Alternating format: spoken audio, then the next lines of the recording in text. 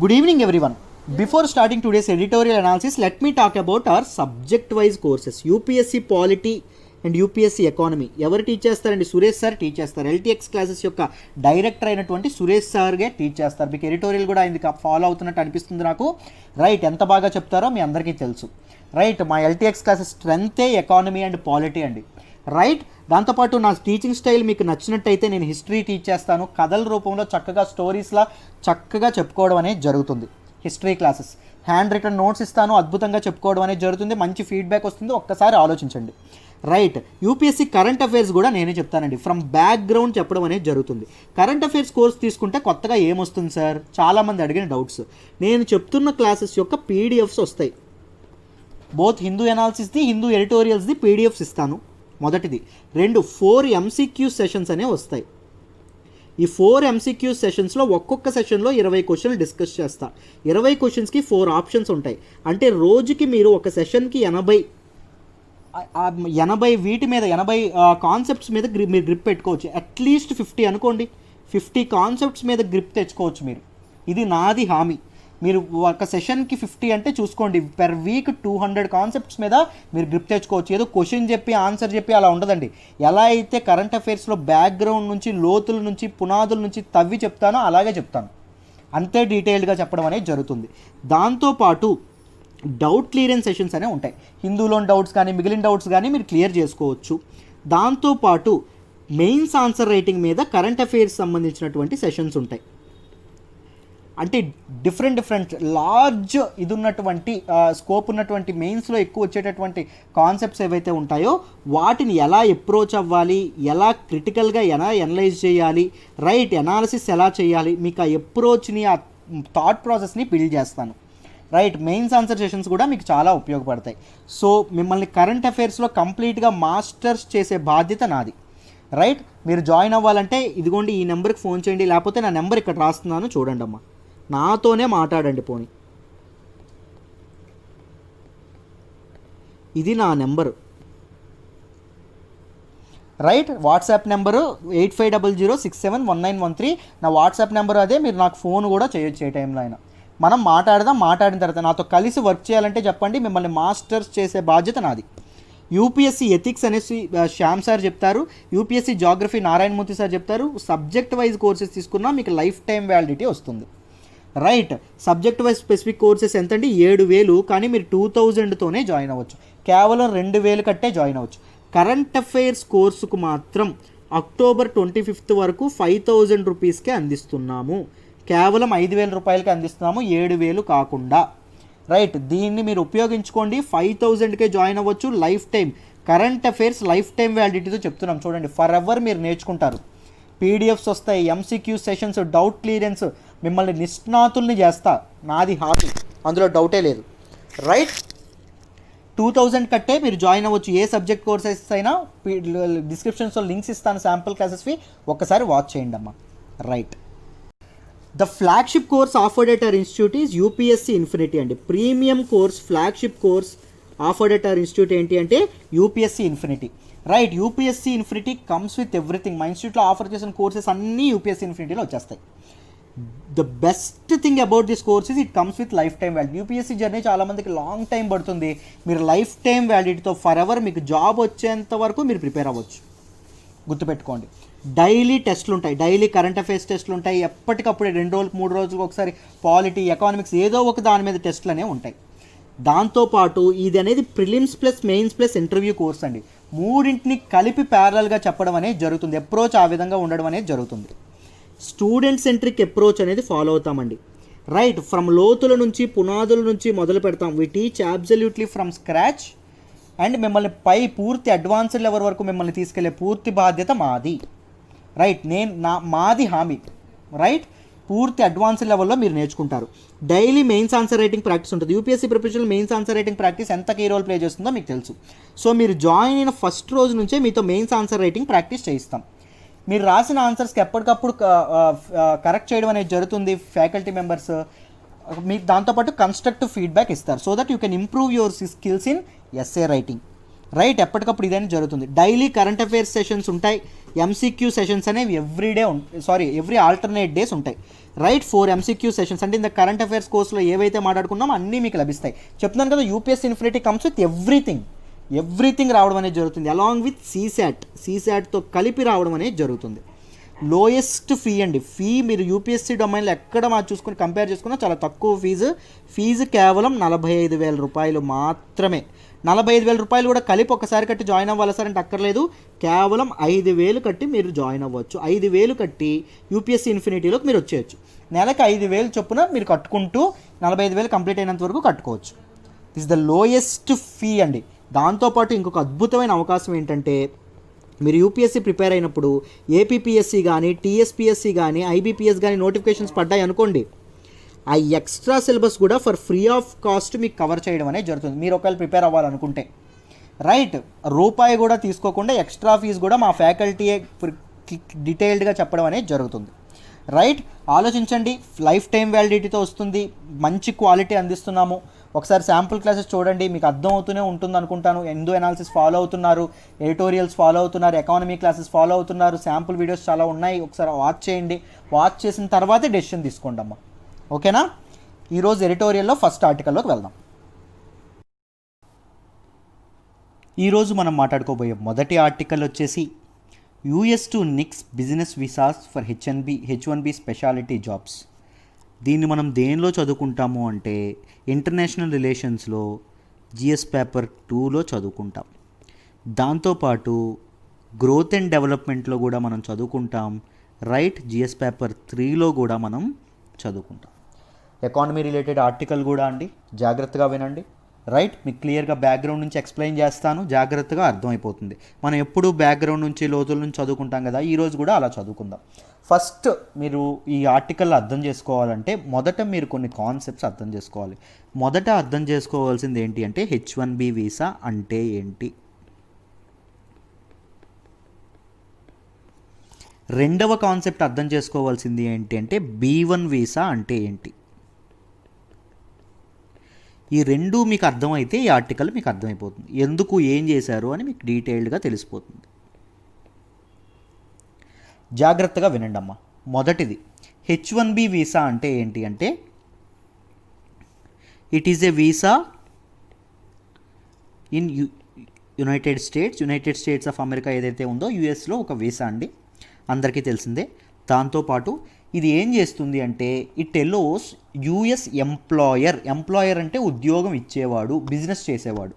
It ఎలోస్ US employer, యుఎస్లో ఉద్యోగం ఇచ్చేవాడు ఎవరైతే ఉంటారో, బిజినెస్ చేసేవాళ్ళు ఎవరైతే ఉంటారో వాళ్ళకి ఏమి హక్కు ఇస్తుంది అంటే ఇది to temporarily employ foreign workers in specialty occupations. ఇప్పుడు యూఎస్లో ఒక ఐటీ బిజినెస్ అనేది గూగుల్ కంపెనీ ఉందనుకోండి, యూఎస్లో వర్క్ చేస్తుంది. కానీ అతనికి యూఎస్లో ఉన్నటువంటి గూగుల్ కంపెనీకి రైట్ అక్కడ ఉన్నటువంటి స్కిల్డ్ పీపుల్ సరిపోలేదు అనుకోండి, అప్పుడు ఏం చేస్తారు అంటే బయట దేశం నుంచి ఫారెన్ కంట్రీ నుంచి ఫారెన్ స్కిల్డ్ పీపుల్ ఎవరైతే ఉంటారో వాళ్ళని తెచ్చుకుంటారు. యుఎస్ ఎంప్లాయర్స్కి ఫారెన్ స్కిల్డ్ పీపుల్ని బయట నుంచి తెచ్చుకునే హక్కు ఏదైతే ఉంటుందో రైట్, ఆ హక్కు ఇచ్చేది ఏంటి అంటే ఏది ఇస్తుంది అంటే H1B వీసా ఇవ్వడం అనేది జరుగుతుంది. H1B వీసా అనేది చెప్తాను చూడండి మళ్ళీ.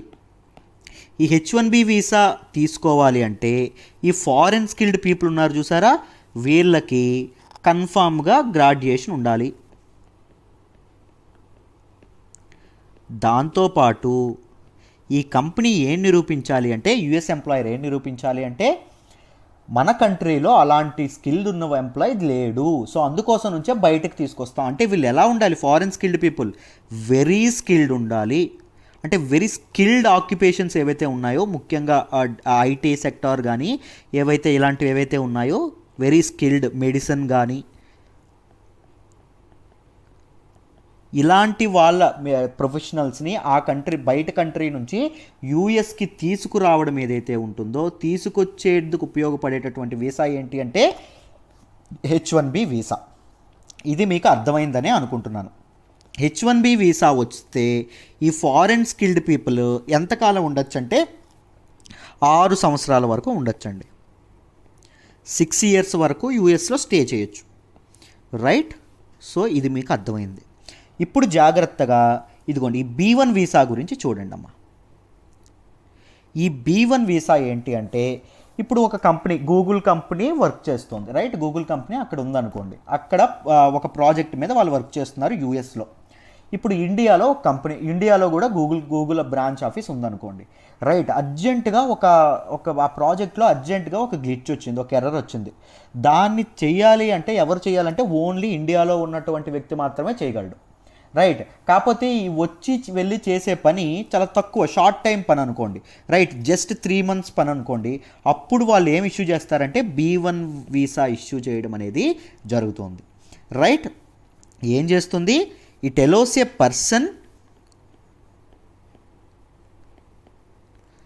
To perform temporary business transactions in US. Temporary business పనులు ఏవైతే ఉంటాయో అవి చేయడానికి ఉపయోగపడేటటువంటిది ఏంటంటే B1 వీసా. ఇది కేవలం ఎంత అంటే 3 months మాత్రమే ఉండొచ్చు. అది 6 years వరకు ఉండొచ్చు కదా H1 వీసా. కానీ B1 వీసా మీద వస్తే మీరు 3 months మాత్రమే ఉండొచ్చు. రైట్. నెక్స్ట్, టెంపరరీ వర్క్ కోసం మాత్రమే ఇది ఎలో చేస్తుందండి. నెక్స్ట్, H1B వీసాకి ఫీ ఎంత ఉంటుంది అంటే ఎక్కువ ఉంటుంది కావాలంటే. కానీ B1 వీసాకి ఫీ ఎంత ఉంటుంది అంటే తక్కువ ఉంటుంది, చాలా తక్కువ ఉంటుంది. H1B వీసాకి రెస్ట్రిక్షన్స్ ఎక్కువ ఉంటాయి, రూల్స్ రెస్ట్రిక్షన్స్ ఫాలో అవ్వడం అనేది చాలా ఎక్కువగా ఉంటాయి. B1 వీసా తక్కువ టైం కదా, రెస్ట్రిక్షన్స్ అనేవి తక్కువ ఉంటాయి. అంత ఎక్కువ రెస్ట్రిక్షన్స్, అంత ఎక్కువ రూల్స్ ఫుల్ఫిల్ చేయక్కర్లా. Clear? I hope it is clear. Right. So B1 visa ఏం చేస్తుంది? టెంపరీగా షార్ట్ పీరియడ్లో ఒక వర్క్ కంప్లీట్ చేయడానికి ఉపయోగపడుతుంది. H1 వీసా ఏం చేస్తుంది? ఎక్కువ కాలం, కాస్త ఎక్కువ కాలం, 6 years వరకు ఉపయోగపడడం అనేది జరుగుతుంది. యూఎస్ ఎంప్లాయర్స్ ఫారిన్ స్కిల్డ్ పీపుల్ని H1B వీసా ద్వారా తెచ్చుకోవచ్చు. ఇది మీకు అర్థమైందనే అనుకుంటున్నాను. రెండింటి మధ్య తేడా అర్థమైందనే అనుకుంటున్నాను. చూడండి అయితే, B1 in lieu of H policy అనేది అర్థం చేసుకోవాలి. B1 in view of H policy అంటే అర్థం ఏంటంటే, H పాలసీలో ఉన్నటువంటి సెక్టార్ ఏం చెప్పుకున్నాం? స్కిల్డ్, బాగా స్కిల్డ్గా ఉండాలి. ఐటీ సెక్టార్ ఇవన్నీ చెప్పుకున్నాం కదా, మెడిసిన్ వాళ్ళు వీళ్ళందరూ ఉండాలని చెప్పుకున్నాం కదా. ఈ పీపుల్కి B1 వీసా అంటే షార్ట్ టర్మ్ వీసా.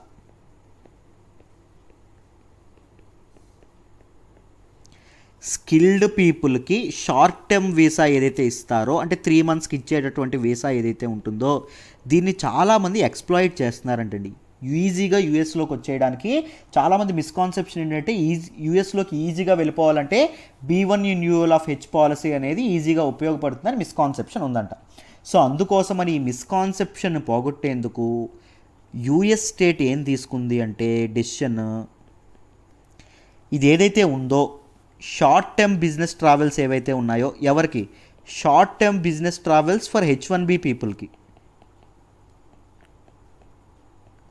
వీటిని క్యాన్సిల్ చేసిందండి. వీటిని రద్దు చేయడం అనేది జరిగింది. రైట్. అసలు H1 వీసాస్, బిజినెస్ వీసాస్ అనేవి H1B స్పెషల్లీ ఆక్యుపేషన్స్ ఎవరైతే ఉన్నారో వీళ్ళు ఉన్నారు కదా, స్కిల్డ్ అండ్ వాళ్ళకి ఇవ్వబోము అని చెప్పడం అనేది జరిగింది. రైట్. యుఎస్ సెనెట్ ఏం చెప్పింది అంటే, ఈ మూవ్ ఏదైతే తీసుకున్నామో, ఈ డెసిషన్ ఏదైతే తీసుకున్నామో, this will eliminate any misconception that tied that B1 in lieu of H policy, ఇది ఏదైతే ఉందో B1 in lieu of H policy ఏదైతే ఉందో, అది ఒక ఆల్టర్నేటివ్ ఎవెన్యూలా చాలామంది ఉపయోగపడుతుంది. ఎందుకు ఉపయోగపడుతుంది? బయట కంట్రీస్ నుంచి ఫారిన్ ప్రొఫెషనల్స్ యూఎస్లోకి ఎంటర్ అవ్వడానికి ఒక సింపుల్ ఎవెన్యూలా ఉపయోగపడుతుంది. ఎందుకు? B1 వీసా అంటే ఏం చెప్పాం? రెస్ట్రిక్షన్స్ అక్కర్లా, తక్కువ రెస్ట్రిక్షన్స్, ఫీజు కూడా తక్కువ. రైట్. సో అందుకోసం ఫారిన్ ప్రొఫెషనల్స్, H పాలసీ అంటే ఏంటి? ఫారిన్ ప్రొఫెషనల్స్, స్కిల్డ్ ప్రొఫెషనల్స్ వీళ్ళు వచ్చేయడం అనేది జరుగుతుంది. అంతేనా? దానికోసం అనేది ఇది చేయడం అనేది జరిగింది. ఇక్కడ వరకు మీకు అర్థమైందనే అనుకుంటున్నాను. ఇప్పుడు మనం గమనించాల్సింది ఏంటంటే, దీని ఇంపాక్ట్ ఇండియా మీద ఎలా ఉంటుంది? ఇంపాక్ట్ ఆన్ ఇండియన్స్ మీద మనం దృష్టి పెట్టుకోవాలండి. జాగ్రత్తగా ఆలోచించాలి. దీని తాలూకా ఇంపాక్ట్ ఏంటి అంటే this could effect hundreds of Indians ఎవరైతే వెళ్ళాలనుకుంటున్నారో దీనిలోకి హండ్రెడ్స్ ఆఫ్ ఇండియన్స్ వాళ్ళ ఆశల మీద ఇది దెబ్బ అవుతుంది. దాంతోపాటు చాలా ఇండియన్ ఫర్మ్స్ ఉంటాయి, ఇండియన్ కంపెనీలు ఉంటాయి. ఇవి ఏం చేస్తాయంటే యూఎస్లో ఉన్నటువంటి వాళ్ళ బ్రాంచ్ ఆఫీస్కి స్కిల్డ్ పీపుల్ ఫ్రమ్ ఇండియా నుంచి స్కిల్డ్ వర్కర్స్ ఎవరైతే ఉంటారో, స్కిల్డ్ పీపుల్ ఎవరైతే ఉంటారో, ఐటీ ప్రొఫెషనల్స్ కానీ వీళ్ళందరినీ పంపించాలన్నటువంటి వాళ్ళ తాలూకా ఇదేంటవుతుంది, రైట్, వాళ్ళ తాలూకా ఆశలన్నీ ఇదైపోతాయి. సో ఇండియన్ ఫర్మ్స్ తమ తాలూకా ఎకానమీని పోగొట్టుకునే అవకాశం ఉంది. ఈ ఫర్మ్స్ యొక్క ఇన్కమ్ ఏదైతే ఉందో ఇన్కమ్ మీద కూడా చాలా ప్రభావం చూపించే అవకాశం ఉంది, రైట్, అంతే కదా. సో అందుకోసం అని చెప్పి ఈ డెసిషన్ యూఎస్ సెనెట్ ఎందుకు తీసుకుందంటే, యూఎస్ గవర్నమెంట్ ఎందుకు తీసుకుందంటే ఫస్ట్ ఫారిన్ పీపుల్ ఈజీగా వచ్చేయాలి అనేటటువంటి మిస్కాన్సెప్షన్ ఏదైతే ఉందో ఈజీగా వచ్చేయచ్చు దీంతో B1 వీసాతో అనేటటువంటి మిస్కాన్సెప్షన్ని పోగొట్టడానికి, దాంతోపాటు అక్కడ ఉన్నటువంటి యూఎస్ వర్కర్స్ ఎవరైతే ఉన్నారో వాళ్ళ జాబ్స్ ఏవైతే ఉన్నాయో వాటిని సేవ్ చేయడానికి. కోవిడ్-19 వల్ల చాలా జాబ్స్ పోయాయి కదా అందరికీ, రైట్. అక్కడ వాళ్ళకి మానుకొని మన వాళ్ళకి ఇచ్చారనుకోండి, బయట దేశం వాళ్ళకి ఇచ్చారనుకోండి, అక్కడ వర్కర్స్ ప్రొటెస్ట్ చేస్తారు కదా. దాంతోపాటు మీరు జాగ్రత్తగా గమనిస్తే నవంబర్లో యూఎస్ ఎలక్షన్స్ ఉన్నాయి. ఒకవేళ వాళ్ళు ఏమైనా ప్రొటెస్ట్ కానీ ఏమైనా చేస్తే యూఎస్ ఎలక్షన్స్ మీద ఆ ప్రభావం పడుతుంది. So on the Wake of these elections ఈ నిర్ణయం తీసుకున్నారు అని చెప్పడం అనేది జరిగింది. మీకు డీటెయిల్డ్గా H1B వీసా అంటే ఏంటి, B1 వీసా అంటే ఏంటి, ఏం చేశారు యూఎస్ గవర్నమెంట్ అని డీటెయిల్డ్గా మీకు అర్థమైందనే అనుకుంటున్నాను. Let's move to the next article అమ్మ. మనం మాట్లాడుకోబోయే నెక్స్ట్ ఆర్టికల్ వచ్చేసి Sri Lankan parliament passes 20th amendment. 20th constitutional amendment అనేది పాస్ చేయడం అనేది జరిగింది. దీన్ని మనము ఇంటర్నేషనల్ రిలేషన్స్లో జిఎస్ పేపర్ 2లో మనం మాట్లాడుకోవడం అనేది జరుగుతుంది. జాగ్రత్తగా వినండి, దీని గురించి నేను ఆల్రెడీ డిస్కస్ చేశాను. మళ్ళీ ఒకసారి ఆల్రెడీ విన్న వాళ్ళకి రివిజన్ అవుతుంది, కొత్త వాళ్ళకి డీటెయిల్డ్గా అర్థం చేయించే ప్రయత్నం అయితే చేస్తాను. Right, 20th constitutional amendment of Sri Lankan constitution, right, 20వ రాజ్యాంగ సవరణ అనేది ఏం చేస్తుంది అంటే ఇంతకు ముందు గవర్నమెంట్ తీసుకొచ్చినటువంటి 19th కాన్స్టిట్యూషనల్ అమెండ్మెంట్ని అబాలిష్ చేస్తుంది. రైట్, 19th కాన్స్టిట్యూషనల్ అమెండ్మెంట్ని కొట్టివేయడం అనేది జరుగుతుంది. Okay, so 20th constitutional amendment తెలుసుకోవాలంటే మీరు ఏం తెలుసుకోవాలి, 19th కాన్స్టిట్యూషనల్ అమెండ్మెంట్ తెలుసుకోవాలి. Wonderful. So 19th constitutional amendment గురించి మాట్లాడదాం, జాగ్రత్తగా వినండి. ఇది ఎప్పుడు పాస్ అయిందంటే 2015లో పాస్ అయింది. రైట్, ముందు ఉన్నటువంటి రిఫార్మిస్ట్ గవర్నమెంట్ ఏదైతే ఉందో అది దీన్ని తీసుకురావడం అనేది జరిగింది. ఫస్ట్ 19th కాన్స్టిట్యూషనల్ అమెండ్మెంట్ ముందు అంటే 2015 ముందు ఎలా ఉండేదో చెప్తాను చూడండి. 2015 ముందు అంటే 1974 నుంచి 2015 వరకు ఏమయ్యేది అంటే మన శ్రీలంకలో ప్రెసిడెంట్కి అన్లిమిటెడ్ పవర్స్ ఉండేవండి. రైట్, ప్రెసిడెంట్కి ఏముండే ఒకసారి పక్కన రాస్తాను చూడండి. 2015 బిఫోర్ 2015 ఎలా ఉండేది అంటే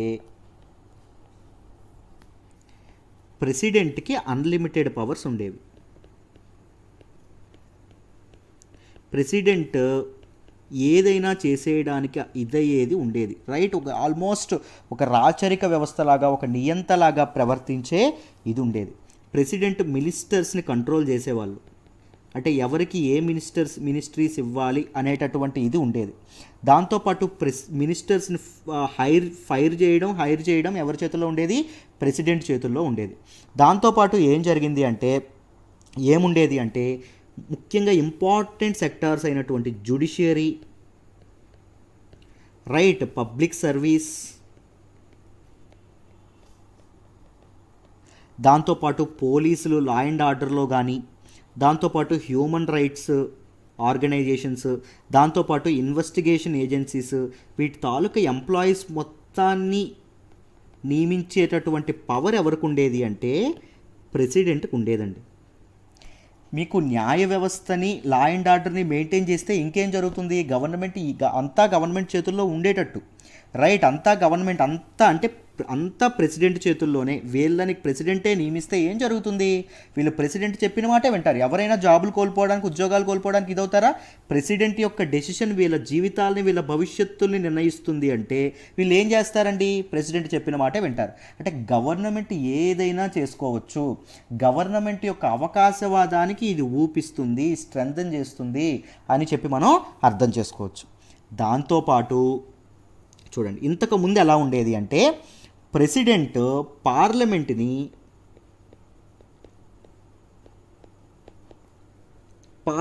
ఫామ్ అయిన, పార్లమెంట్లో సభ్యులు ఎలక్ట్ అయిన 1 ఇయర్ తర్వాత, ఆఫ్టర్ 1 ఇయర్ ఎప్పుడైనా డిజాల్వ్ చేసేయచ్చు. పార్లమెంట్ ఆయనకు నచ్చకపోయింది అనుకోండి, ప్రెసిడెంట్ డిజాల్వ్ చేసేయచ్చు. ప్రెసిడెంట్ మొత్తం పార్లమెంట్ని, గవర్నమెంట్ని కూలదోసేయచ్చు. రైట్? ఇలాంటి విపరీతమైనటువంటి డెసిషన్స్ అని, ఇలాంటి విపరీతమైనటువంటి ఒక సుపీరియర్ పవర్ అనేది ప్రెసిడెంట్ చైర్కి ఉండేదండి. ఎప్పుడు? బిఫోర్ 2015. ఇప్పుడు ఏం చేశారంటే ఆఫ్టర్ 2015 ఏం జరిగింది అంటే 19th కాన్స్టిట్యూషనల్ అమెండ్మెంట్ తీసుకొచ్చారు 2015లో. ఇది ఏం చేసింది అంటే ప్రెసిడెంట్ పవర్ని తగ్గించారు. ప్రెసిడెంట్ యొక్క పవర్స్ని తగ్గించారు. జ్యుడిషియరీ, న్యాయ వ్యవస్థకి, ఎలక్షన్ కమిషన్కి, పబ్లిక్ సర్వీస్కి, వీళ్ళందరికీ ఇండిపెండెన్స్ ఇచ్చారండి, స్వతంత్రత ఇచ్చారు. అప్పుడు ఏం జరుగుతుంది? ఎవరి ప్రలోభాలకి లొంగకుండా ఇవి చక్కగా వాళ్ళ పని వాళ్ళు చేయడం జరుగుతుంది. ముఖ్యంగా డెమోక్రసీ, ప్రజల హక్కులు కాపాడడం అనేది జరుగుతుంది. జ్యుడిషియరీ పని ఏంటండి? ఏ దేశంలో అయినా ప్రజల హక్కులని ప్రభుత్వాల వాదం అనేది కూలదోయకుండా చూసుకోవడం అనేది జ్యుడిషియరీ, న్యాయ వ్యవస్థ యొక్క పని. రైట్? ఇప్పుడు వాటికి ఇండిపెండెన్స్ ఇవ్వడం వల్ల ఏం జరుగుతుంది? న్యాయ వ్యవస్థ తన పని తాను చేసుకుంటుంది. రైట్? తను ఇదవ్వడం అనేది జరుగుతుంది. అయితే రీసెంట్గా తెచ్చినటువంటి ఇది ఏం చేశారు అంటే 20th కాన్స్టిట్యూషనల్ అమెండ్మెంట్ ద్వారా ఏం తెచ్చారంటే ఈ 19th కాన్స్టిట్యూషనల్ అమెండ్మెంట్ని కంప్లీట్గా అబాలిష్ చేయడం అనేది జరిగింది. వాటిని పూర్తిగా ఇది చేయడం అనేది జరిగిందమ్మా. రైట్? కంప్లీట్గా ఇది చేయడం అనేది జరిగింది. 19th కాన్స్టిట్యూషనల్ అమెండ్మెంట్ ద్వారా 19th కాన్స్టిట్యూషనల్ అమెండ్మెంట్ని అబాలిష్ చేస్తే ఏం జరుగుతుంది? ప్రెసిడెంట్ పవర్స్ మళ్ళీ పెరుగుతాయి. ఈ జ్యుడిషియరీ, ఈసీ వీటిని నియమించే పవర్ ఎవరికి వస్తుంది? మళ్ళీ ప్రెసిడెంట్కి వస్తుంది. అంటే బిఫోర్ 2015 ఏదైతే ఉందో అది రావడం అనేది జరుగుతుంది. ఆ సినారియో రావడం అనేది జరుగుతుంది. ప్రెసిడెంట్ పవర్ కాన్సన్ట్రేషన్ అంతా ప్రెసిడెంట్. ఇప్పుడు న్యూ చేంజెస్ ఏం తెచ్చారో చూద్దాం. చూడండి, 20th కాన్స్టిట్యూషనల్ అమెండ్మెంట్ ద్వారా వచ్చినటువంటి న్యూ చేంజెస్ ఏంటో చూద్దాం. ఫస్ట్ చూడండి, పవర్ కాన్సన్ట్రేషన్ మొత్తం ఎవరి చేతుల్లో ఉంటుంది? ప్రెసిడెంట్ చేతుల్లో ఉండడం అనేది జరుగుతుంది. దాంతోపాటు president can hire and fire ministers, మినిస్ట్రీని కంట్రోల్, క్యాబినెట్ని కంట్రోల్ చేసేటటువంటి పవర్ ప్రెసిడెంట్కి ఉంటుంది. దాంతోపాటు జ్యుడిషియరీని, ఇంపార్టెంట్ సెక్టార్స్ అయినటువంటి judiciary, public service, election commission, దాంతోపాటు ఇన్వెస్టిగేషన్ ఏజెన్సీస్ తాలూకా వాళ్ళందరినీ, పర్సోనల్ని ప్రెసిడెంట్ అపాయింట్ చేయొచ్చు, ప్రెసిడెంట్ తీసేయచ్చు. దాంతోపాటు పార్లమెంట్ ముందు 1 year ఉండేది కదా, ఇప్పుడు కాస్త ఇది చేశారు రండి. ఇప్పుడు ఏం చేశారు అంటే పార్లమెంట్ ఫామ్ అయిన 2.5 ఏళ్ల తర్వాత, ఆఫ్టర్ 2.5 years ప్రెసిడెంట్ దాన్ని డిజాల్వ్ చేసేయచ్చు, ప్రెసిడెంట్ దాన్ని పార్లమెంట్ని కూలదోసేయచ్చు అనేటటువంటి ఒక అమెండ్మెంట్ తీసుకురావడం అనేది జరిగింది. రైట్? ఈ కొత్త అమెండ్మెంట్లో ఇవన్నీ తీసుకురావడం అనేది జరిగింది. ముఖ్యంగా చెప్పాలంటే ప్రెసిడెంట్ పవర్స్ అనేవి పెంచారు. రైట్? బట్ ఇది రీసెంట్గా ఈ న్యూస్లోకి ఎందుకు వచ్చిందంటే ఈ 20th కాన్స్టిట్యూషనల్ అమెండ్మెంట్ అనేది పార్లమెంట్లో నిన్ననే పాస్ అయిందండి. విత్ 2/3 మెజారిటీతో పాస్ అయింది. గవర్నమెంట్ చెప్పిన వాదన ఏంటంటే 19th కాన్స్టిట్యూషనల్ అమెండ్మెంట్ ద్వారా తెచ్చినటువంటి రిఫార్మ్స్ ఏవైతే ఉన్నాయో అవి ప్రెసిడెంట్ తన తాలూకా బాధ్యతలు, డ్యూటీస్ నిర్వహించడంలో అడ్డుపడుతుంది. సో అందుకోసం అని చెప్పి 19th కాన్స్టిట్యూషనల్ అమెండ్మెంట్ రద్దు చేసి 20th కాన్స్టిట్యూషనల్ అమెండ్మెంట్ తెచ్చాము అని చెప్పి గవర్నమెంట్ చెప్పడం అనేది జరుగుతుంది, శ్రీలంకన్ గవర్నమెంట్.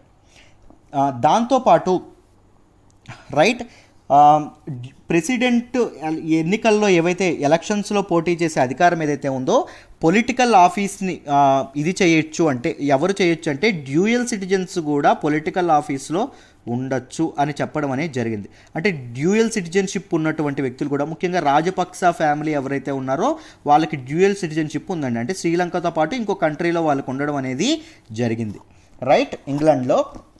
సో వాళ్ళు కూడా పొలిటికల్ ఏదైతే ఇది ఉందో, వీళ్ళు ఇప్పుడు రాజపక్స ఫ్యామిలీ పవర్లో ఉండడం వల్ల వాళ్ళకి తగినట్టుగా ఈ అమెండ్మెంట్ తీసుకొచ్చుకున్నారు అని చెప్పి ఆరోపణ కూడా ఉంది, రైట్. డ్యూయల్ సిటిజన్స్ కూడా పొలిటికల్ ఆఫీస్లో ఉండొచ్చు, రైట్. డ్యూయల్ సిటిజన్స్ కూడా they can hold political office అని చెప్పి నిర్ణయం తీసుకోవడం అనేది జరిగింది. సో పొలిటికల్ తాలూకా క్లౌట్ ఏదైతే ఉందో, శ్రీలంకన్ పొలిటికల్ డొమైన్లో రాజపక్స ఫ్యామిలీ ఏదైతే ఉందో వాళ్ళ తాలూకా పొజిషన్ని ఇది స్ట్రెంథన్ చేస్తుంది.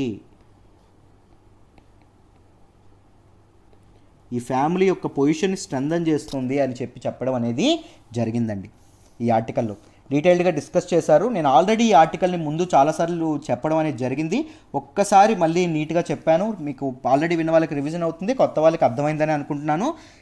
Let's move to the next article. మనం మాట్లాడుకోబోయే నెక్స్ట్ ఆర్టికల్ వచ్చేసి CPI for industrial workers base year revise to 2016 అని చెప్పారు. ఈ ఆర్టికల్ని మనం సిలబస్ పాయింట్ ఆఫ్ వ్యూలో గ్రోత్ అండ్ డెవలప్మెంట్లో జిఎస్ పేపర్ 3లో చదువుకుంటాం. జాగ్రత్తగా గమనించండి అమ్మా, మీకు డీటెయిల్డ్గా చెప్తాను అసలు సిపిఐ అంటే ఏంటి, ఇండస్ట్రియల్ వర్కర్స్ ఫ్రమ్ బ్యాక్గ్రౌండ్ నుంచి ప్రతిదీ జాగ్రత్తగా నేర్చుకుందాం. జాగ్రత్తగా వినండి. అన్నీ తెలుసుకునే ముందు మీరు ఫస్ట్ కాన్సెప్ట్ నేర్చుకోవాల్సింది ఇన్ఫ్లేషన్ అనే కాన్సెప్ట్ మీరు నేర్చుకోవాలి. ద్రవ్యోల్బణం అంటే ఏంటో మీరు నేర్చుకోవాలి.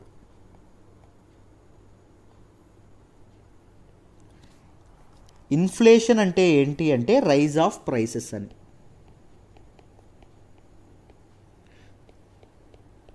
The phenomena of rising in prices ఏదైతే ఉంటుందో దాన్ని ఇన్ఫ్లేషన్ అంటాం. సింపుల్గా ఒక ఎగ్జాంపుల్ చెప్తూ నీట్గా చెప్పుకుందాం, జాగ్రత్తగా వినండి. ఇన్ఫ్లేషన్ వల్ల ఏం జరుగుతుంది అంటే మనీ ఏదైతే ఉంటుందో, కరెన్సీ ఏదైతే ఉంటుందో, మనీకి బయింగ్ పవర్ అనేది తగ్గిపోతుంది. ఇవన్నీ చాలా హార్డ్గా అనిపించవచ్చు, బట్ నేను ఎగ్జాంపుల్ చెప్పాను అనుకోండి మీకు ఈజీగా అర్థమైపోతుంది. జాగ్రత్తగా వినండి. సపోజ్ ఒక ఇండివిజువల్ ఉన్నాడు, ఇతగాడి శాలరీ 100 రూపాయలు అనుకోండి, జస్ట్ హైపోథెటికల్ సిచ్యుయేషన్. ఇతను తినేది ఓన్లీ ఏం తింటాడు అంటే చాక్లెట్స్ మాత్రమే తింటాడు అనుకోండి. హైపోథెటికల్ సిచ్యుయేషన్, ఓన్లీ చాక్లెట్స్ తింటాడు. ఇప్పుడు మార్కెట్లోకి వెళ్దాం. మార్కెట్లో పరిస్థితి ఎలా ఉందో చూద్దాం.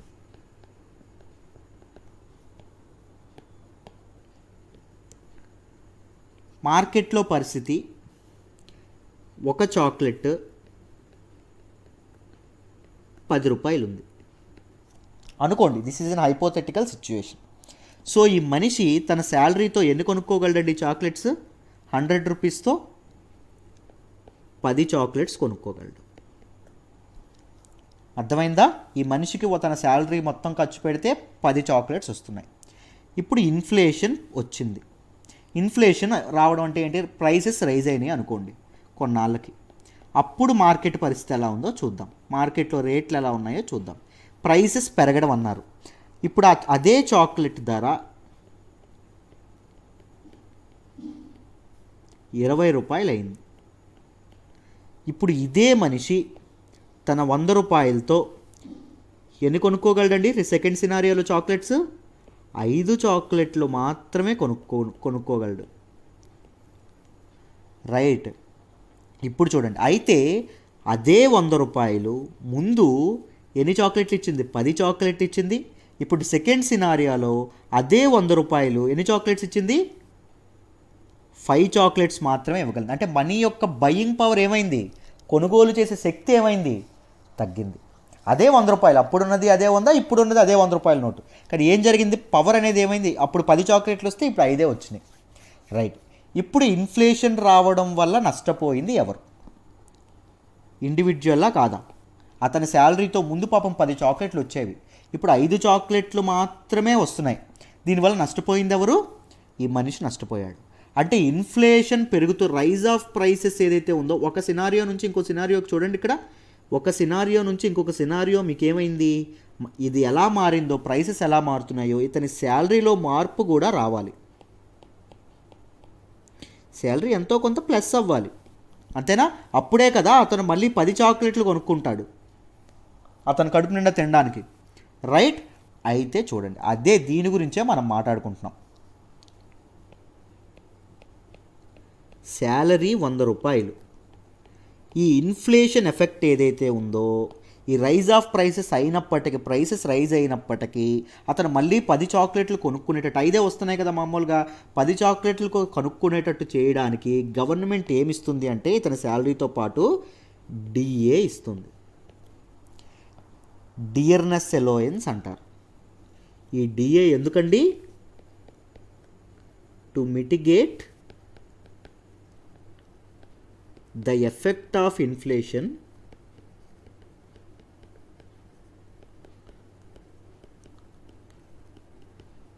On an employee.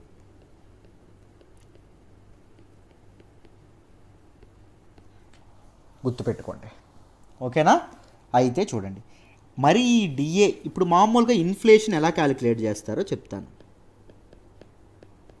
Inflation calculate చేయడానికి వాడేటటువంటి ఇదేంటంటే ఇండెక్స్ సిపిఐ అంటాం, కన్జ్యూమర్ ప్రైస్ ఇండెక్స్ అంటాం.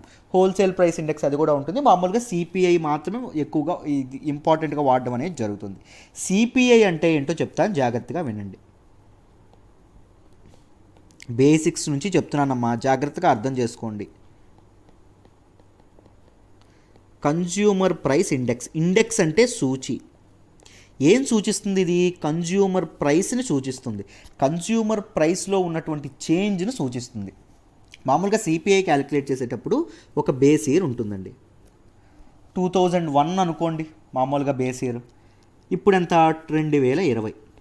వీళ్ళు ఏం చేస్తారు అంటే కన్జ్యూమర్ ప్రైస్ ఇండెక్స్లో ఒక బుట్ట తీసుకుంటారండి. ఈ బుట్టలో మామూలుగా జనాలు వాడేటటువంటి సామాన్లు ఏవైతే ఉంటాయి, ఎక్కువగా వాడే సబ్బులు కానీ, లేకపోతే షాంపూలు కానీ, లేకపోతే పలానా ఏవైతే ఉంటాయి తిండి వస్తువులు కానీ, ఈ ఐటమ్స్ అన్నీ దీనిలో వేస్తారు. 2001లో వీటన్నింటి తాలూకా, అన్ని వస్తువుల తాలూకా ఇది 1000 రూపాయలు అనుకోండి, సపోజ్ అనుకోండి. ఇప్పుడు 2020 చూద్దాం. 2020లో కూడా అప్పుడు ఏవైతే వేసారో ఆ సామాన్లన్నీ వేస్తారండి బుట్టలో. ఈ సామాన్ల తాలూకా డబ్బులన్నీ ఖర్చు చూస్తారు.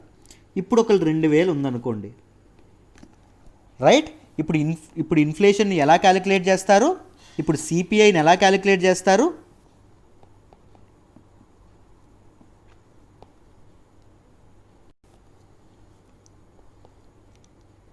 సిపిఐ ఈ 2020లో ఉన్నటువంటి కాస్ట్ ఏదైతే ఉంటుందో అది బై బేస్ ఇయర్ కాస్ట్ ఏదైతే ఉంటుందో ఈ 1000 ఇంటూ 100 వేస్తారు, పోతుంది. అంటే సిపిఐ అంతా 200, రైట్? ఇలా క్యాలిక్యులేట్ చేయడం అనేది జరుగుతుందండి. ఈ సంవత్సరం ఉన్నటువంటి కాస్ట్, ఇప్పుడు ఉన్నటువంటి కాస్ట్, బేస్ ఇయర్లో ఉన్నటువంటి కాస్ట్ ఇంటూ 100. ఇప్పుడు తీసుకొచ్చినటువంటి దీనిలో ఏం చేశారు అంటే ఈ బేస్ ఇయర్ని మార్చారండి. 2001 ఉండేది కదా, 2016 మార్చారు. ఎందుకు అంటే ఇక్కడ వేసినటువంటి సామాన్లు అప్పుడు కాలంలో జనాలు వాడేటటువంటి సామాన్లు. ఇప్పుడు జనాలు అవే వాడుతున్నారా అంటే కాదు. జనాలు ఖర్చు దేని మీద పెరిగింది? హెల్త్ మీద ఎక్కువ ఖర్చు పెడుతున్నారు. జనాలకి ఎడ్యుకేషన్, పిల్లలకి చదివించాలని అర్థమవుతుంది, ఎడ్యుకేషన్ మీద ఎక్కువ ఖర్చు పెడుతున్నారు. దాంతోపాటు ఇంకా దేని మీద ఖర్చు పెడుతున్నారు? రీక్రియేషన్, జనాలకు డిఫరెంట్ ఆనందాలు కోరుకుంటున్నారు, రైట్? ఎంటర్టైన్మెంట్ కోరుకుంటున్నారు. వీటి మీద జనాలు ఖర్చు పెడుతున్నారు. కన్జ్యూమర్ తాలూకా కన్జంప్షన్ ప్యాటర్న్స్ అనేవి మారుతున్నాయి. కన్జంప్షన్ ప్యాటర్న్స్కి తగినట్టుగా ఏం చేయాలి? సరైన రిజల్ట్స్, సరైన సిపిఐ మనకి రావాలంటే ఏం చేయాలి? మార్చాలి, రైట్? కన్జ్యూమర్ ప్రైస్ ప్యాటర్న్స్ తగినట్టుగా బేస్ ఇయర్ని మార్చుకోవాలి. దాంతోపాటు ఈ ప్రొడక్ట్స్ ఏవైతే ఉన్నాయో ఈ ప్రొడక్ట్స్ని మార్చుకోవాలి, రైట్? వీటన్నింటినీ మార్చుకోవడం అనేది జరగాలి, రైట్? అయితే సిపిఐ అని మనం మాట్లాడుకున్నాం, కానీ సిపిఐ ఫర్ ఇండస్ట్రియల్ వర్కర్స్ అని మనం మాట్లాడలేదు. ఇప్పుడు చెప్తాను చూడండి. మీరు సిపిఐలో బాస్కెట్లో వేశారన్నారు కరెక్టే, కానీ మీరు గమనిస్తే ప్రతి ఒక్కరూ ఒకటే వాడతారంటే సోషల్ సెక్టర్స్లో చాలామంది ఉంటారు. ఇండస్ట్రియల్ వర్కర్స్ అనేవాళ్ళు ఉంటారు, రూరల్ పీపుల్ అనేవాళ్ళు ఉంటారు, లేకపోతే డిఫరెంట్ లేకపోతే రూరల్ లేబర్ అనేవాళ్ళు ఉంటారు, లేకపోతే అగ్రికల్చర్ లేబర్ అనేవాళ్ళు ఉంటారు. ఇలా చాలా మంది ఉంటారు. ఒక్కొక్కరి తాలూకా కన్జంప్షన్ ప్యాటర్న్స్ ఒక్కొక్కటి ఉంటాయి. రూరల్ ఉండేవాడికి సినిమా థియేటర్కి అంత ఎక్కువగా వెళ్ళడం అనేది ఇలాంటివి ఉండవు మీరు గమనిస్తే. హెల్త్ సెక్టార్ మీద ఉండడం అనేది ఇలాంటివి ఉండవు మీరు గమనిస్తే. కానీ ఇండస్ట్రియల్ వర్కర్ ఎవరైతే సెంట్రల్ గవర్నమెంట్, స్టేట్ గవర్నమెంట్ ఎంప్లాయీస్కి వాళ్ళకి లగ్జరీస్ ఎంజాయ్ చేసే ఇది ఉంటుంది. ఎందుకు వాళ్ళకి ఒక ఫిక్స్డ్ శాలరీ ఉంటుంది, వాళ్ళు ఏ లగ్జరీనైనా ఎంజాయ్ చేయొచ్చు అనేటటువంటి ఇది అనేది ఉంటుంది. రైట్. సో వాళ్ళ కన్జంప్షన్ ప్యాటర్న్స్ వీళ్ళ తాలూకా ఆక్యుపేషన్తో, వృత్తితో మారుతాయి. కాబట్టి సిపిఐ అనేది ఇండస్ట్రియల్ వర్కర్స్కి ఒకటి, సిపిఐ అనేది రూరల్ లేబర్కి ఒకటి, సిపిఐ అనేది అగ్రికల్చరల్ లేబర్ ఎవరైతే ఉన్నారో వాళ్ళకు ఒకటి, ఇలా మార్చడం అనేది జరిగింది. అయితే ఈ సిపిఐ ఫర్ ఇండస్ట్రియల్ వర్కర్స్ ఏదైతే ఉందో దీనిని మార్చారండి. దీని తాలూకా బేస్ ఇయర్ ముందు 2001 ఉండేది. ఇప్పుడు ఎంత చేశారు? 2016 చేయడం అనేది జరిగింది. అర్థమైందా? 2001 నుంచి 2016 చేయడం అనేది జరిగింది. దాంతోపాటు డిఫరెంట్ రిఫార్మ్స్ అనేవి కూడా తీసుకొచ్చారండి. నేను బాస్కెట్లో వేసినటువంటి సామాన్లు అన్నా గుర్తుందా? బాస్కెట్లో మనం కొన్ని ఐటమ్స్ వేస్తారని చెప్పాము. దాన్ని ముందు ఎంత ఉండేవాళ్ళంటే 392 ఐటమ్స్ ఉంటే ఇప్పుడు ఎంత మార్చారు అంటే 493 ఐటమ్స్కి మార్చారు. రైట్. ఇప్పుడు ఎక్కువ బాస్కెట్లో వేసేటటువంటి ఐటమ్స్ ఎక్కువ ఉన్నాయి. ఇప్పుడు ఏం చేస్తారు? ఈ 493 ఐటమ్స్ 2016లో ఎంత ధర ఉందో క్యాలిక్యులేట్ చేస్తారు. ఎందుకు? బేస్ ఇయర్ 2016 అయింది కదా, దాన్ని క్యాలిక్యులేట్ చేస్తారు. క్యాలిక్యులేట్ చేసి అది పైన వేస్తారు. ఎంత వచ్చిందో, సపోజ్ 3000 వచ్చిందో అనుకోండి. రైట్. సారీ, అది కింద వేస్తారు. I'm very sorry.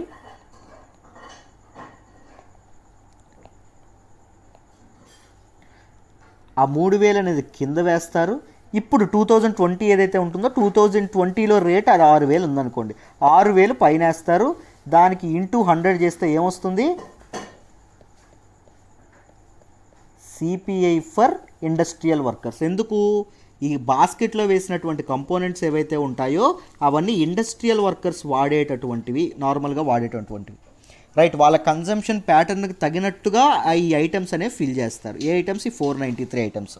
సో మీకు డీటెయిల్డ్గా అర్థమైందని అనుకుంటున్నాను అసలు ఏం చేస్తారు, ఎలా మారుతుంది ప్రొసీజర్ అని.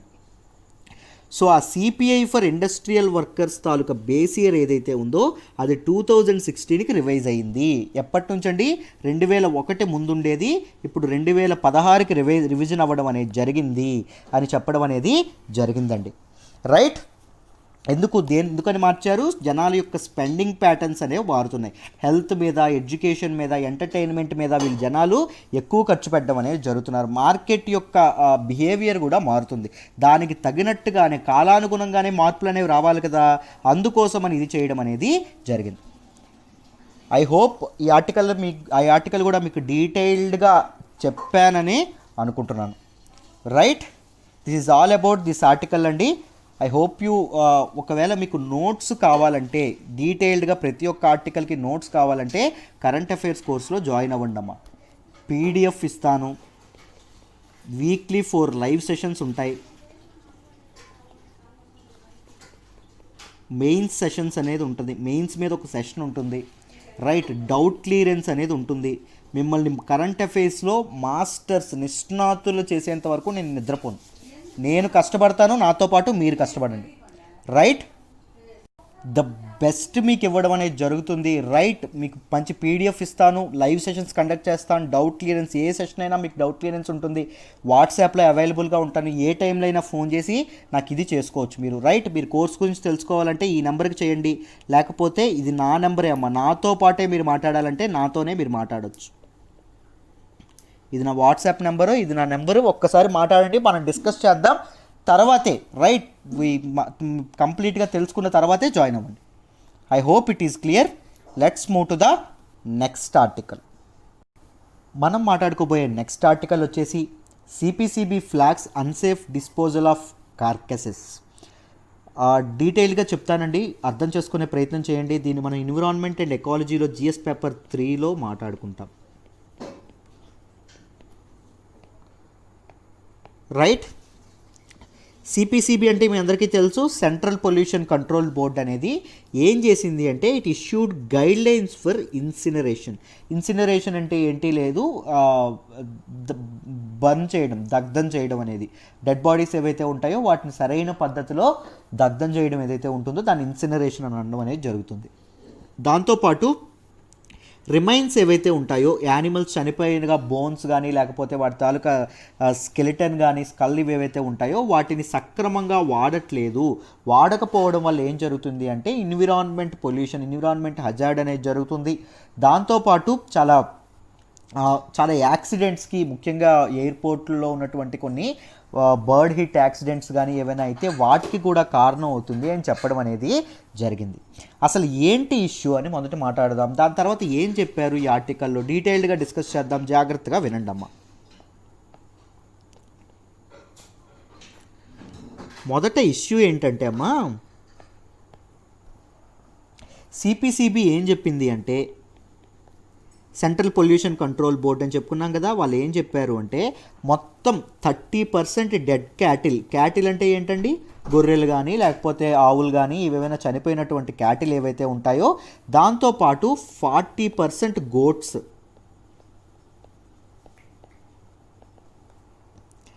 చనిపోయినటువంటి క్యాటిల్ 40% గోట్స్ ఏవైతే ఉంటాయో వీటిని స్కిన్ పీల్ ఆఫ్ చేయట్లేదంట. దే వర్ నాట్ ఫ్లేడ్ అన్నారు. ఫ్లే అంటే ఏంటి అంటే స్కిన్ పీల్ ఆఫ్ చేయడం, వాటి స్కిన్ పీల్ ఆఫ్ చేసి ఇది చేయడం అనేది చేయట్లేదంట. దాంతోపాటు nearly 25 million cows plus buffaloes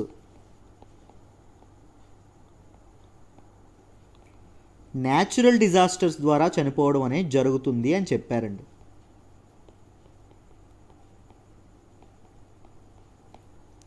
దాంతోపాటు ఇంకేం చెప్పారు అంటే 9 మిలియన్ యానిమల్ స్కిన్స్ ఏవైతే ఉంటాయో ప్రతి సంవత్సరం రికవర్ చేయకుండా కోల్పోతున్నాము, ఇంత ఇంపార్టెంట్ దీన్ని రికవరీ అనేది జరగట్లేదు అని చెప్పడం అనేది జరిగింది. రైట్, అయితే ఏంటి గైడ్లైన్స్ మీరు ఇది చేశారు, ఏం చెప్పారు అంటే ఈ కార్కాసెస్ ఏవైతే ఉన్నాయో, అంటే డెడ్ బాడీస్ ఆఫ్ ఈ క్యాటిల్ ఏవైతే ఉన్నాయో, రైట్, లైఫ్ స్టాక్ కానీ ఇవన్నీ ఏవైతే ఉన్నాయో, డెడ్ బాడీస్ ఏవైతే ఉన్నాయో ఈ క్యాటిల్ని వాటిని సరైన పద్ధతిలో ఇన్సినరేట్ చేయాలి, బర్న్ చేయాలి అని చెప్పడం అనేది జరిగిందండి.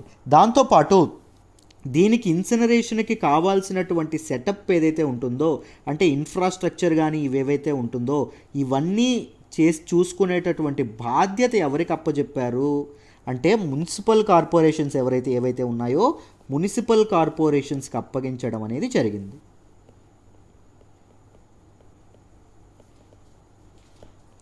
రైట్, కాకపోతే చెప్పాను కదా, నేను ఎప్పుడూ ఒకటి చెప్తాను, మన ఇండియాలో అన్ని గైడ్లైన్స్ ఉంటాయి, రైట్, అంతా సూపర్గా ఉంటుంది పేపర్లో, కానీ దాన్ని ఇంప్లిమెంట్ చేయడంలో ఎప్పుడూ తేడా జరుగుతూ ఉంటుంది.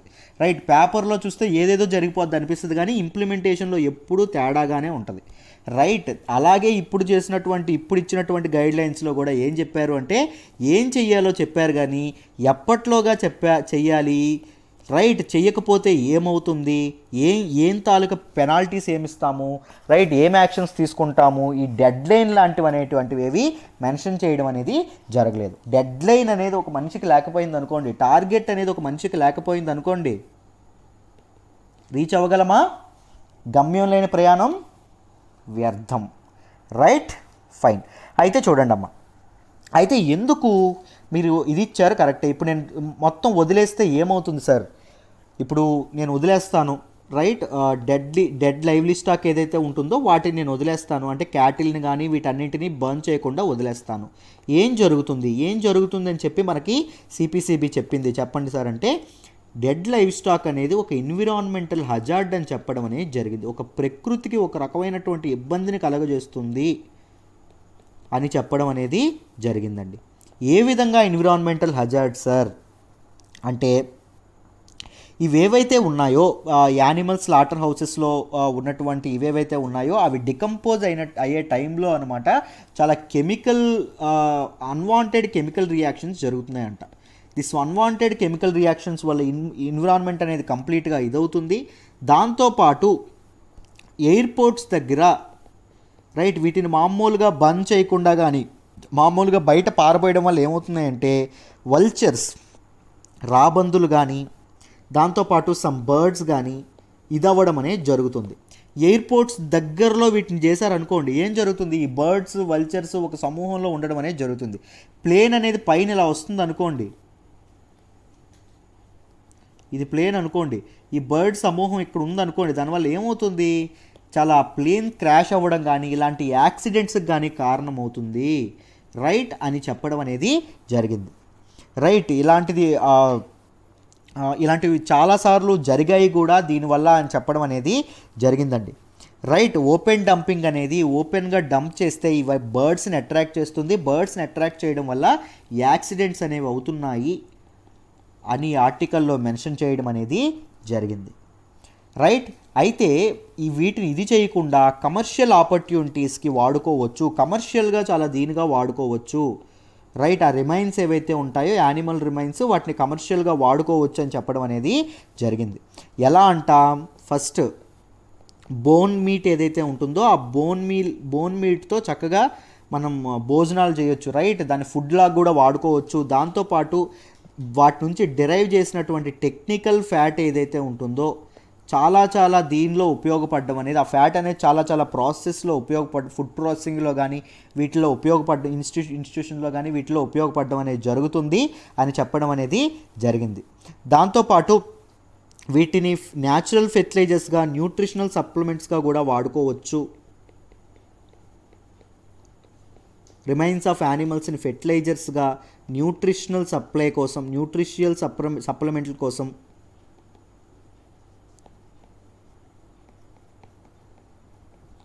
కూడా వాడుకోవచ్చు అని చెప్పి మనకు సిపిసిబి చెప్పడం అనేది జరిగిందండి. దాంతోపాటు ఇంకొక సజెషన్ ఏమిచ్చింది అంటే మోర్ కార్కాస్ యూటిలైజేషన్ ప్లాంట్స్ అనేవి ఎక్కువగా నిర్మించాలి. రైట్ ఈ యానిమల్ రిమైన్స్ ఏవైతే ఉన్నాయో యానిమల్ డెడ్ బాడీని యూటిలైజ్ చేసుకునే విధంగా జనాలకి అవేర్నెస్ కల్పించాలి. వాటిని ఎక్కడ పడితే అక్కడ డంప్ చేయకూడదు, ఓపెన్ డంపింగ్ అనేది ఉండకూడదు. దానివల్ల హెల్త్ హజార్డ్ అనేది జరుగుతుంది, చాలా యాక్సిడెంట్స్ అనేవి జరుగుతున్నాయి. సో జనాల్లో అవేర్నెస్ పెంచాలి అని చెప్పడం అనేది జరిగింది. Right this is all about this article. I hope you understand this article. డీటెయిల్డ్గా చెప్పానని అనుకుంటున్నాను. మీరు ఒక్కసారి నేను చెప్తున్నప్పుడు నేను చెప్పే ముందు ఒకసారి ఆర్టికల్ చదువుకోవాలి, నేను నా అనాలిసిస్ వినాలి, తర్వాత నేను చెప్పిన తర్వాత ఒకసారి ఆర్టికల్ చదువుకోవాలి, మీకు డీటెయిల్డ్గా అర్థమైపోతుంది. I think you understood this article well. Let's move to the next article. మనం మాట్లాడుకోబోయే next article is very important for prelims. జాగ్రత్తగా గుర్తుపెట్టుకోండి అమ్మా, క్లియర్గా ఎక్స్ప్లెయిన్ చేస్తాను. రీసెంట్గా ఏం జరిగింది అంటే INS Kavaratti right this has been formally inducted in to the Indian Navy. Indian నేవీలోకి దీన్ని తీసుకురావడం అనేది జరిగింది. ఎక్కడండి, at the naval dockyard in eastern naval command ENC Visakhapatnam వైజాగ్లో తీసుకురావడం అనేది జరిగిందండి. రైట్ దీని గురించి డీటెయిల్డ్గా తెలుసుకుందాం. ఐఎన్ఎస్ కవరతి దేని గురించి ఉందో ఏంటి అని చెప్పి జాగ్రత్తగా వినండి అమ్మ.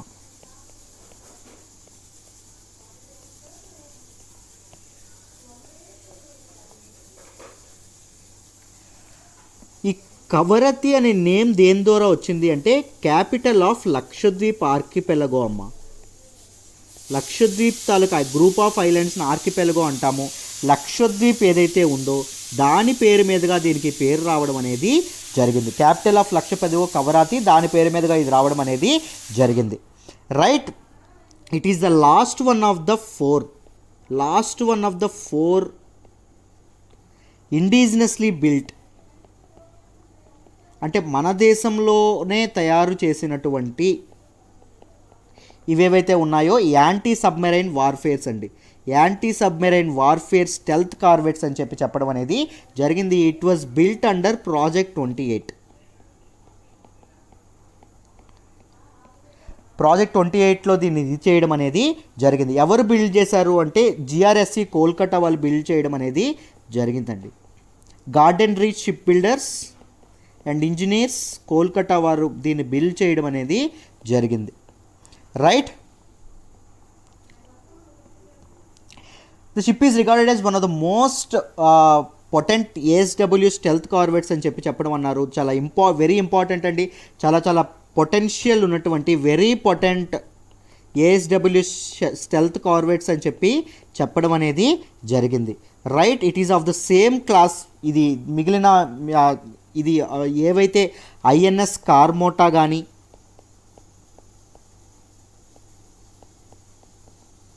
ఐఎన్ఎస్ కార్డ్మట్ కానీ,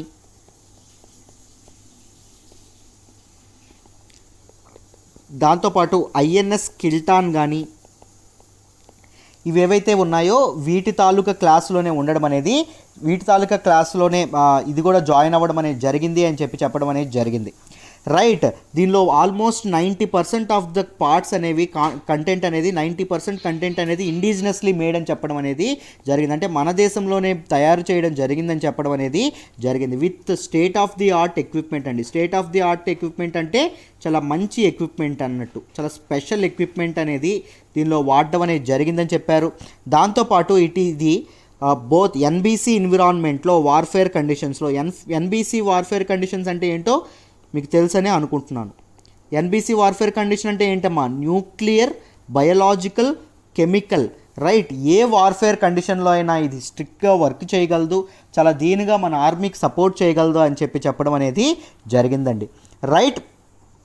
దాంతోపాటు ఏం చెప్పారు అంటే దీనిలో ఉన్నటువంటి ఇండిజినస్ ఐటమ్స్ ఏంటి అంటే కంబాట్ మేనేజ్మెంట్ సిస్టమ్ అనేది దీనిలో ఇంపార్టెంట్ సిస్టమ్ ఏదైతే ఐఎన్ఎస్ షిప్స్లో వాడతారో ఆ కంబాట్ మేనేజ్మెంట్ సిస్టమ్ మన ఇండియాలోనే తయారు చేయడం అనేది జరిగింది. దాంతోపాటు టార్పెడో ట్యూబ్ లాంచర్స్. టార్పెడో అంటే ఏంటో తెలుసండి మీకు? రైట్. నేను ఆల్రెడీ ఒకసారి చాలాసార్లు చెప్పాను, చూపించాను కూడా దీన్ని క్లాస్లో. టార్పెడో ట్యూబ్ లాంచర్స్ అంటే ఏంటి అంటే, టార్పెడో అంటే ఏంటి అంటే ఇలా ఉంటుందండి.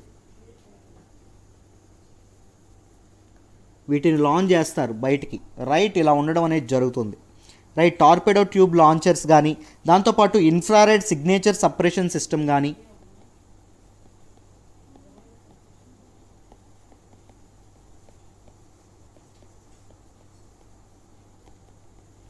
ఇవన్నీ ఇది చేయడం అనేది జరిగింది. ముఖ్యంగా ఇది ఎప్పుడైతే ఈ వార్ఫేర్లో మనకి ఇలాంటి కొత్త ఆర్మ్స్ ఎప్పుడైతే వస్తాయో, ముఖ్యంగా ఇండో పసిఫిక్ రీజియన్లో చైనా యొక్క ఇన్ఫ్లుయెన్స్ని కంట్రోల్ చేయడంలో భాగంగా, చైనా యొక్క ఇన్ఫ్లుయెన్స్ని మనం కంట్రోల్ చేయాలంటే ఇలాంటి మన ఇండిజినస్లీ మేడ్ ఏవైతే వార్ఫేర్ షిప్స్ ఏవైతే ఉంటాయో అవి తీసుకురావాల్సిన అవసరం ఎంతైనా ఉంది. Right. One of the wonderful objectives మనం ఈ డికేడ్కి పెట్టుకున్నాం. ఏంటండి అది? స్వావలంబన, సెల్ఫ్ రిలయన్స్, ఆత్మనిర్భర్ భారత్ అని పెట్టుకున్నాం. మన కాళ్ళ మీద మనమే నిలబడాలి అనేటటువంటి ఒక ఇది పెట్టుకున్నాం. మనం ఒక గోల్ని పెట్టుకోవడం అనేది జరిగింది. ఈ ఆత్మనిర్భర్ భారత్ ఇనిషియేటివ్కి ఇది నిజంగా చాలా సపోర్ట్ చేస్తుంది. ఏదండి? రైట్. దీస్ ఐఎన్ఎస్ కరావత్ ఏదైతే ఉందో ఇలాంటివన్నీ సపోర్ట్ చేస్తాయి. రైట్. మన డిఆర్డిఓ కానీ, మన షిప్ బిల్డర్స్ కానీ వీటిని తయారు చేయడం అనేది చాలా చాలా స్ట్రాటజికల్లీ వెరీ ఇంపార్టెంట్. మన డిఫెన్స్ సెక్టర్ని స్ట్రెంథెన్ చేసుకోవడానికి చాలా ఇంపార్టెంట్ అని చెప్పి ఈ ఆర్టికల్లో చెప్పడం అనేది జరిగిందండి. రైట్. ఐ హోప్ మీకు ఆర్టికల్ డీటెయిల్డ్గా అర్థమైందని అనుకుంటున్నాను. రైట్.